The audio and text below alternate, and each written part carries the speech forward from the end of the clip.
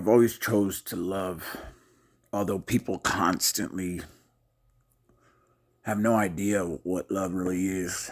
Because I guess love for people is just the way they feel.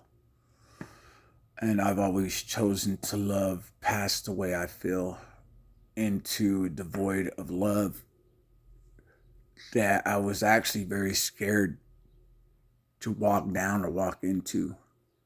All my life, I've been kind of scared about the way I see things, that I always ventured into these things alone in my own mind, in my own circumstances or situations.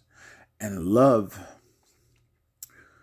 is being seen and portrayed in such a broken manner because love starts first with yourself. If you don't love yourself or figure out a way to love you and the way you are and who you are, well, love stops right there. No matter how many times you fall in love or how many times you say you love somebody, love cannot become any part of your afterlife as far as life here is the life I'm speaking of. This one here. Afterlife is the one that is out there when you start talking to people, when you start engaging with other people, when life is just the everyday thing, you know what I mean? But the afterlife, when you figure out that your life is this life right here, the afterlife is outside your mind, and when you start using it out there. See, this is my life. Inside my head, I live a whole different type of world. In my head, I'm constantly challenging myself for the sake of love, to understand why a person might die for me, to understand how a character of that man, although just a man, a son of God, but just a man, that was the point he was trying to make. He was nothing more than a man when he walked on this earth. He was connected to God, but he was nothing more than a man. And he never asked God to make him into anything he was while he was on this earth.